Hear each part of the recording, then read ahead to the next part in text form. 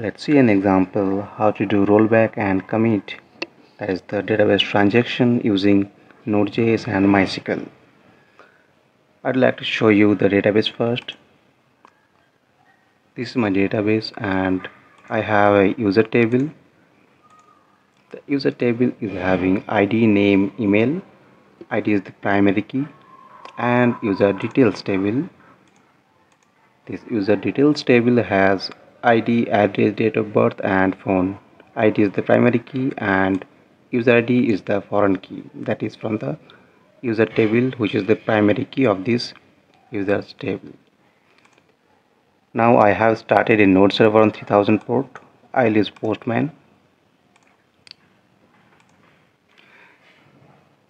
Okay, when I hit this post endpoint, it will come here. I'm not going to explain entire flow. If you need to know the entire flow, you can look my other videos, or you can tell me. I can create a separate video also. So this is the endpoint it is going to hit. Here I'm just checking it's duplicate email or not. I'm getting the email from the body, and this is the function. I'm doing this duplicate email validation. Select count all, count ID as count from the users, while email is the provided email. Basically email is this one. Now sending a promise, if data present, that means resolving as true, that is duplicate email, true. Here I am getting this, if it's duplicate email, just sending the message that email already exists. You can see this one. And if it is not duplicate, then we will call create user function. This is the one. And here you can see we are using async and await, starting with the begin transaction with the database object. The DB is this one. I'm using Promisify using Bluebird package. Okay, we have started a transaction using the begin transaction. Now I have this query to insert the users table with this data, name and email. So it will be name and email. Now I'm running this database query using db.query and using promise.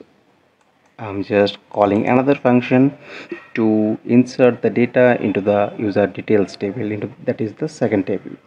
So this is the query, insert into user details with the other details, address, phone number, date of birth, and user ID is the last inserted ID.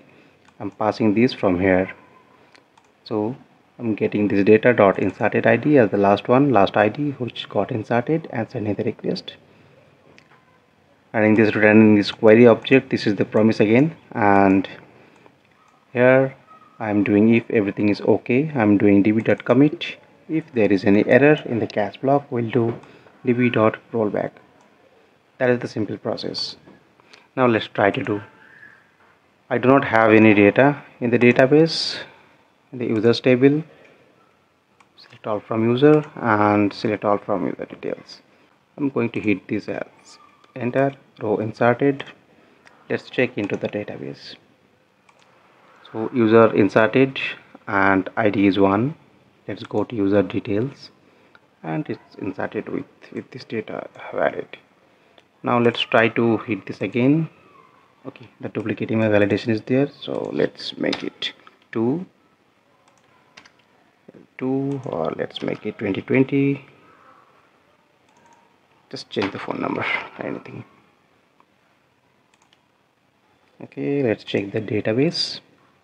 Second user with 2 and user details as 99, and 2 is the user ID here. Now if anything went wrong, it should not then insert the data in either of the table. It should not have any data in any table, right? So let's do this one. Say insert of this first table is done, this one. Now this one is failed. How? Let's make it something wrong. There's no column with this one. I'll save this, let the server start. Okay, and what I'm going to do, I just modify these to 3 3 my address, my 3 address or whatever it is, and make it 2010, make it 5. You can see some error occurred. Please try again, and here I can see the error unknown column user IDs. Now let's see in the database. Should not see any user named 3.